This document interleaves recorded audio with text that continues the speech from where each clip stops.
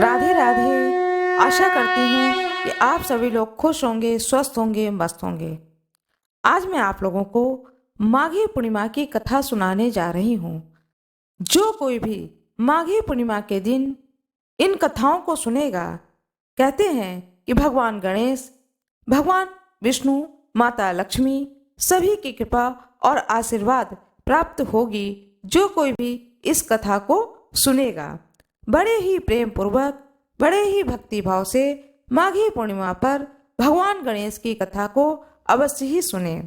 जो कोई भी पूरे एक मास के लिए पौष पूर्णिमा से लेकर के माघ पूर्णिमा तक एक महीने का कल्पवास करता है, उसका क्या पुण्य फल है, उस कथा को भी आज मैं सुनाऊंगी। आशा करती हूँ कि यह कथा आप लोगों को बहुत ही अच्छी लगेगी। आइए सुनते हैं भगवान गणेश की कथा। श्री गणेशाय नमः। भगवान गणेश की जय हो। एक गांव में एक बुढ़िया रहती थी, साथ में उसकी एक बेटी रहती थी। परिवार के नाम पर सिर्फ 2 ही लोग थे घर के अंदर। उन लोगों की आर्थिक स्थिति अच्छी नहीं थी। माँ अपनी बेटी से कहती है, बिटिया रोज भगवान गणेश की तुम पूजा किया करो, जिससे कि तुम्हारे जीवन में किसी भी प्रकार का कोई संकट ना आए। आज मैं जीवित हूँ, कल मैं तुम्हारी शादी कर दूंगी। मैं जीवित रहूं या ना रहूं, लेकिन भगवान गणेश तुम्हारे साथ सदा सर्वदा बने रहेंगे। वह लड़की अपनी माँ से कहती, ठीक है माँ, बताओ इसके लिए मुझे क्या करना होगा। तो माँ कहती है कि बेटा रोज मंदिर जाया करो और भगवान गणेश से प्रार्थना किया करो कि तुम मेरे भाई हो और तुम ही मेरे बंधु हो, तुम ही मेरे अपने हो, तुम ही मेरे सब कोई हो। इस धरती पर मेरा कोई नहीं है। ऐसा नित्य भगवान गणेश के सामने हाथ जोड़ करके प्रार्थना किया करो और जो भी अपनी समस्या है उस समस्या को उनसे कह करके आ जाया करो।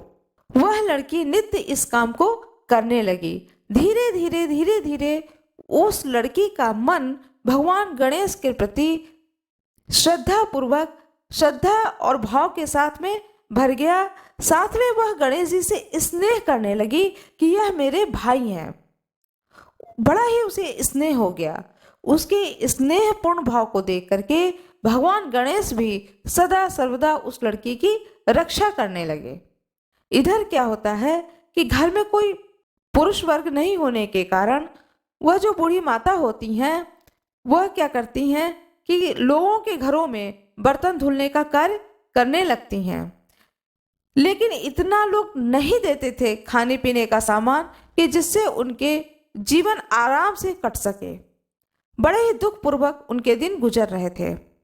एक दिन की बात है, वह बूढ़ी माता सोचती हैं कि जो भी घर में कूड़ा करकट है उसे बेच देती हूँ तो कुछ पैसे आ जाएंगे, तो कुछ आराम मिल जाएगा। ऐसा सोच करके जो भी घर में कबाड़ था वह बेचना शुरू कर देती हैं।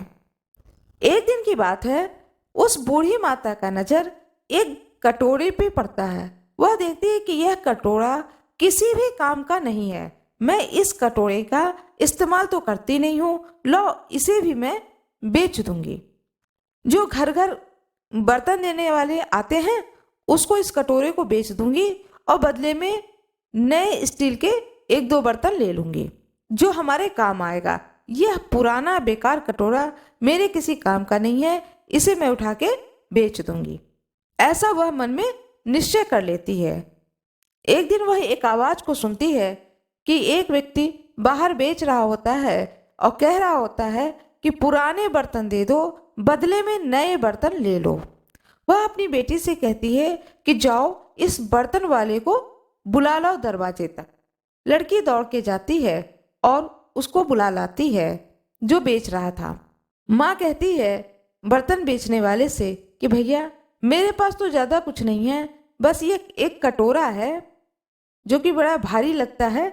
यह कटोरा तुम ले लो और बदले में मुझे स्टील के बर्तन दे दो।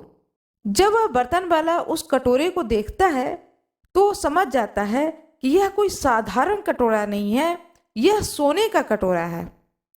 वो सोचता है कि इस बूढ़ी को तो कोई जानकारी है नहीं, तो कहता है कि अरे यह तो बहुत ही पुराना और बेकार कटोरा है, इस कटोरे को कौन लेगा, मैं भी इसको नहीं लूंगा।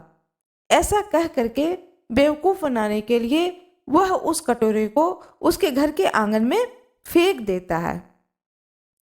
वह बूढ़ी माता बहुत दुखी हो जाती है, उस कटोरे को फेंक देता है और वो वहां से चला जाता है और मन ही मन सोचता है कि कल परसों में फिर आऊंगा और फिर किसी तरीके से बेवकूफ बना करके यह कटोरा मैं ले लूंगा। ऐसा सोचते हुए वह बर्तन वाला वहां से चला जाता है। इधर वह बूढ़ी माता सोचती है कितना खराब यह कटोरा है कि इसे वह फ्री में भी नहीं लेना चाहता है। बताओ मैं इस कटोरे का क्या करूंगी। तो अपनी बिटिया से कहती है जाओ इसको सीढ़ी के नीचे रख दो, कोई दूसरा बर्तन वाला आएगा तो उसको ही मैं दूंगी कि शायद वही ले ले। वह लड़की कहती है कि ठीक है माँ, और घर के दरवाजे को बंद कर लेती है। फिर वो लोग अपना नित्य कर्म करते हैं और रात को सोते हैं। जब रात को सोते हैं तो वह लड़की भगवान गणेश को याद करने लगती है कि हे प्रभु, कैसे दिन आए हैं कि मेरे घर में न भाई है न पिता हैं और हम लोग कितना परेशान होकर के अपने जीवन को गुजार रहे हैं, कुछ तो जीवन में अच्छा कर हो जाए।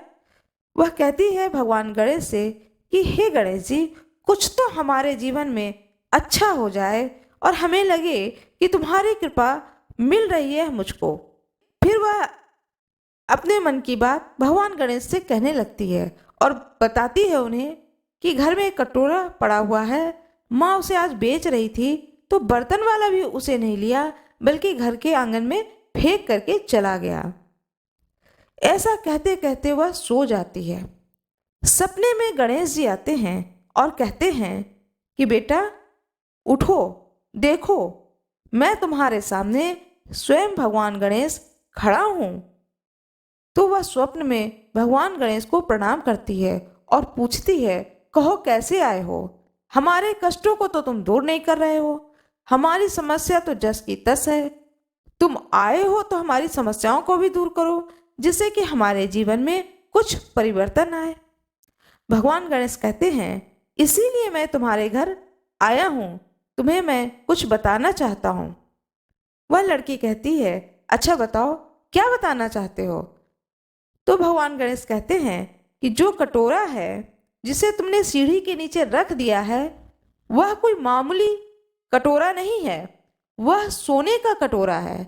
उस कटोरे को ले जा करके किसी सुनार की दुकान में बेचो, तुम लोगों को बहुत रुपए मिलेंगे और उस रुपए से तुम लोगों के बहुत सारे काम हो जाएंगे और साथ में अब कभी भी तुम्हारे जीवन में कोई भी समस्या आएगी तो मैं तुम्हारे स्वप्न में आकर के उस समस्या का समाधान अवश्य ही बताऊंगा, क्योंकि मैं तुम्हारी इस भक्ति से, इस विश्वास से बहुत ही प्रसन्न हूं कि तुम हर वक्त मेरा याद करती हो और मुझसे अपनी सारी बातें बताती हो, अपने दुख और सुख को मुझसे बांटती हो।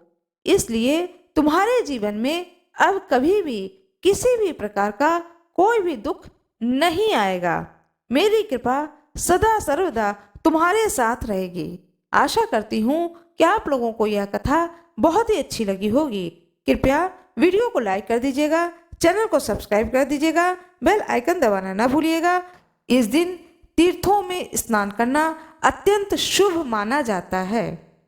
प्रातः काल जितना जल्दी हो सके उठ करके यदि गंगा में स्नान करें तो वह अत्यंत ही सर्वोत्तम होता है, लेकिन हर कोई गंगा में स्नान नहीं कर पाता है तो कोई बात नहीं है, अपने घर में ही तीर्थों के जल से स्नान करें। स्नान करते समय मंत्र को पढ़ें, जो कि मैं मंत्र बताने जा रही हूँ। यह बहुत ही सुंदर मंत्र है, इस मंत्र को अवश्य पढ़ना चाहिए। गंगे च यमुने चैव गोदावरी सरस्वती नर्मदे सिंधु कावेरी जले अस्मिन् सन्निधिं कुरु। इस मंत्र को पढ़ करके आप स्नान करें। स्नान करते वक्त अपने सिर से जल को डालें, सिर से स्नान करना चाहिए जो कि बहुत ही शुभ होता है। स्नान करने के बाद में भगवान सूर्य को अर्घ्य दें, नित्य जो पूजन करते हैं वह पूजन करें। उसके बाद में एक चौकी पर आसन लगा करके भगवान विष्णु और माता लक्ष्मी की प्रतिमा को रखें। साथ में शालिग्राम भगवान रखें, गणेश जी की प्रतिमा को रखें और उनकी पूजा करें। फूल, फल, अक्षत, नैवेद्य, गंध और सफेद रंग का कोई भी मिष्ठान रख करके भोग लगा करके भगवान का पूजन करें। पूजन में तुलसी की पत्ती अवश्य चढ़ाएं। तुलसी दल भगवान विष्णु के माथे पर तिलक स्वरूप जरूर चढ़ाएं। फिर सारा दिन का व्रत रखें। शाम के समय में खीर पूड़ी बनाई जाती है। खीर पूड़ी बनाना चाहिए और प्रतिमा के सामने कलश रख करके भोग स्वरूप जो आपने खीर पूड़ी बनाया है उसे कटोरी में रखें। रख करके उस समय कथा को सुने। कथा सुनने के बाद में भोग लगाएं, खीर पूड़ी का भोग लगाएं। उसी समय जब कथा सुने तब उसी जगह पर एक लोटे में जल भर के रख लें और कथा सुनने के बाद में रात्रि में जब चंद्रमा आकाश के मध्य में स्थित हो जाए उस समय वह लोटे का जल जो कि आपने कथा सुनते समय रखा था उस जल से चंद्रमा को अर्घ दे दें। इस प्रकार से इस व्रत को धारण किया जाता है। अब मैं आप लोगों को कथा सुनाने जा रही हूँ, पूर्णिमा व्रत कथा। हाथ में पुष्प और चावल ले लें और इस कथा को अत्यंत भक्ति पूर्वक श्रद्धा विश्वास के साथ सुने, जिससे कि माता लक्ष्मी आप पर प्रसन्न हो और आपके सारे मनोकामनाओं की पूर्ति करें। एक साहूकार के 2 पुत्रियां थीं। दोनों पुत्रियां पूर्णिमा का व्रत रखती थीं, किंतु बड़ी पुत्री पूर्णिमा का पूरा व्रत करती थी और छोटी पुत्री अधूरा व्रत करती थी। परिणाम स्वरूप छोटी पुत्री की संतान पैदा होते ही मर जाती थी। उसने पंडितों से इसका कारण पूछा तो उन्होंने बताया कि तुम पूर्णिमा का अधूरा व्रत करती हो, जिसके कारण तुम्हारी संतान पैदा होते ही मर जाती है। पूर्णिमा का व्रत विधि पूर्वक करने से तुम्हारी संतान जीवित रह सकती है। उसने पंडितों की सलाह पर पूर्णिमा का व्रत विधि पूर्वक किया। उसके लड़का हुआ परंतु शीघ्र ही मर गया। उसने लड़के को पीढ़े पर लिटाकर ऊपर से कपड़ा ढक दिया। फिर बड़ी बहन को बुलाकर लाई और बैठने के लिए वही पीढ़ा दे दिया। बड़ी बहन जब पीढ़े पे बैठने लगी तो उसका घाघरा बच्चे को छू गया। बच्चा घाघरा छूते ही रोने लगा। बड़ी बहन बोली, तू मुझे कलंक लगाना चाहती थी, मेरे बैठने से यह बच्चा मर जाता। तब छोटी बहन बोली, यह तो पहले ही मरा हुआ था, तेरे ही भाग्य से यह जीवित हुआ है। तभी से इस व्रत का महत्व अत्यंत बढ़ गया है। उसके बाद नगर में उसने पूर्णिमा का व्रत पूर्ण करने का ढिढोरा पिटवा दिया। हे पूर्णिमा माता, जैसे उसको बेटी का पुत्र जीवित किया वैसे ही सभी को संतान देना। व्रत का उद्यापन किस प्रकार से किया जाता है वह विधि भी मैं आप लोगों को बता रही हूँ। जब 13 पूर्णिमा व्रत पूरा हो जाए तब व्रत का उद्यापन करना चाहिए। एक चांदी की घंटी में मेवा भरकर, चांदी की घंटी हो या कोई चांदी की कटोरी हो, उसमें मेवा भर करके साथ में थोड़े चावल और रुपए रख करके आप किसी भी बड़े को, अपने घर के बड़े व्यक्ति को या किसी भी ब्राह्मण को दान स्वरूप उसे दे देना चाहिए।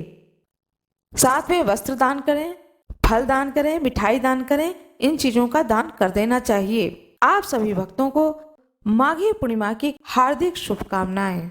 रात्रि के समय में जब लोग जागरण करते हैं तो माता लक्ष्मी पूरे पृथ्वीलोक का भ्रमण करती हैं और यह देखती हैं कि जो कोई भी भक्त उनका रात में जागरण करता है तो माता रानी उस पर अपना विशेष कृपा करती हैं। मेरा यह वीडियो आप लोगों को कैसा लगा कृपया कमेंट बॉक्स में जरूर बताएं। वीडियो को लाइक करना ना भूलें, चैनल को सब्सक्राइब कर दें। भगवान श्री गणेश की जय हो, भगवान विष्णु की जय हो, भोले बाबा की जय हो। जैसा कि हम सभी लोग जानते हैं, माघी पूर्णिमा की यह पूर्णिमा तिथि अत्यंत महत्वपूर्ण पूर्णिमा तिथि मानी गई है। इस दिन पूर्णिमा का व्रत रखा जाएगा। सत्यनारायण भगवान की कथा पूर्णिमा तिथि पर अवश्य सुननी चाहिए। कहा जाता है कि पूर्णिमा तिथि पर जो कोई पूर्णिमा का व्रत करता है, पूर्णिमा का कथा सुनता है, साथ में भगवान सत्यनारायण भगवान की कथा को सुनता है, वह अश्वमेघ यज्ञ के बराबर पुण्य की फल की प्राप्ति को करता है। इस दिन सत्यनारायण भगवान हरि विष्णु की प्रतिमा को रख करके सत्यनारायण भगवान की कथा को सुनना चाहिए अथवा पढ़ना चाहिए। एक चौकी पर पीले वस्त्र को बिछा करके भगवान विष्णु की प्रतिमा को रख करके उन्हें फूल और माला पहना करके दीपक जलाएं। दीपक जलाने के बाद में भोग में पंजीरी और चन्नामृत अवश्य रखें। फल और मिष्ठान का भी भोग लगाना चाहिए। इसके बाद भगवान सत्यनारायण की कथा को सुनना चाहिए। जो कोई भी सत्यनारायण भगवान की कथा को सुनता है, भगवान सत्यनारायण हरि विष्णु उसके सारे दुख और कष्ट को हर लेते हैं और उसे जीवन में लक्ष्मी की कृपा की प्राप्ति होती है। उसके घर में धन्य धान्य भर जाते हैं। सत्यनारायण भगवान की कथा को सुनने के बाद में आरती करें। आरती करने के बाद में ब्राह्मण के लिए दान स्वरूप सीधा अवश्य निकालें। यह अवश्य करें, यह बहुत जरूरी होता है। साथ में जो कोई पूर्णिमा का व्रत धारण करते हैं उन्हें पूर्णिमा की कथा भी सुननी चाहिए। पूर्णिमा तिथि पर रात में चंद्रमा को अर्घ देकर खीर पूरी का भोग लगा करके भगवान विष्णु को खीर पूरी का भोग लगा करके रात के समय में जब आप चंद्रमा को अर्घ दें, उसके बाद उस खीर पूरी को प्रसाद स्वरूप आप स्वयं भी ग्रहण करें। इस प्रकार से यह पूर्णिमा व्रत को धारण करना चाहिए। उस दिन सत्यनारायण भगवान की कथा को सुननी चाहिए, साथ में पूर्णिमा व्रत कथा को भी अवश्य सुने। माघी पूर्णिमा की कथा। हाथ में पुष्प और अक्षत अवश्य ले लें। पौराणिक कथाओं के अनुसार द्वापर युग में एक बार यशोदा माँ ने भगवान श्री कृष्ण से पूछा कि वह उन्हें एक ऐसा व्रत बताएं जिसको करने से मृत्युलोक में स्त्रियों को विधवा होने का भय न रहे। भगवान श्री कृष्ण ने यशोदा माँ को बताया कि स्त्रियों को 32 पूर्णिमा का व्रत करना चाहिए। यह व्रत अचल सौभाग्य देने वाला और भगवान शिव के प्रति मनुष्यों की भक्ति को बढ़ाने वाला है। यशोदा माँ ने श्री कृष्ण से पूछा कि क्या इस व्रत को मृत्युलोक में किसी ने किया था। इस पर भगवान ने बताया कि कार्तिका नाम की नगरी थी, वहाँ चंद्रहास नामक एक राजा राज करता है। उसी नगरी में धनेश्वर नाम के ब्राह्मण की पत्नी रूपवती थी। दोनों एक दूसरे से बेहद प्यार करते थे और उस नगरी में बहुत प्रेम से रहते थे। घर में किसी भी चीज की कमी नहीं थी, लेकिन संतान न होने के कारण वह अक्सर दुखी रहा करते थे। एक दिन एक योगी उस नगरी में आया। वह नगर के सभी घरों से भिक्षा लेता था, लेकिन रूपवती के घर से भिक्षा नहीं लेता था। एक दिन दुखी होकर धनेश्वरी योगी से भिक्षा न लेने की वजह पूछता है। इस पर योगी ने कहा कि निसंतान के घर की भीख पतितों के अन्न के समान होता है। इस पर उस योगी ने कहा कि निसंतान के घर की भिक्षा नहीं लेनी चाहिए और जो इस भिक्षा का अन्न ग्रहण करता है वह भी पतित हो जाता है। इसलिए पतित हो जाने के भय से वह उनके घर की भिक्षा को नहीं लेता है। इसे सुनकर धनेश्वर दुखी हो गए और उन्होंने योगी से पुत्र प्राप्ति का उपाय पूछा। इस पर योगी ने माँ चंडी की उपासना करने की सलाह दी। धनेश्वर देवी चंडी की उपासना करने के लिए वन में चला गया। माँ चंडी ने धनेश्वर की भक्ति से प्रसन्न होकर 16वें दिन दर्शन दिया। माँ चंडी ने कहा कि तुम्हारा पुत्र होगा, लेकिन वह केवल 16 वर्षों तक ही जीवित रहेगा। यदि वह स्त्री और पुरुष 32 पूर्णिमा का व्रत करेंगे तो वह दीर्घायु हो जाएगा। माँ चंडी ने एक आम के वृक्ष पर चढ़कर फल तोड़कर उसे पत्नी को खिलाने को कहा। माँ चंडी ने कहा कि तुम्हारी पत्नी स्नान कर भगवान शंकर का ध्यान कर फल को खा ले तो भगवान शिव की कृपा से वह गर्भवती हो जाएगी। इस उपाय को करने के बाद धनेश्वर को पुत्र की प्राप्ति हुई तथा 32 पूर्णिमा का व्रत दोनों पति पत्नी ने श्रद्धा पूर्वक किया तो उनके पुत्र की आयु बढ़ गई और वह पुत्र दीर्घायु हो गया। इस प्रकार पुत्र को दीर्घायु की प्राप्ति हुई। माता चंडी की जय हो। भगवान गणेश की जय हो। भगवान विष्णु की जय हो। भगवान शंकर की जय हो। मेरा यह वीडियो कैसा लगा कृपया कमेंट बॉक्स में जरूर बताएं। वीडियो को लाइक करना न भूलें। चैनल को सब्सक्राइब जरूर कर दें। धन्यवाद।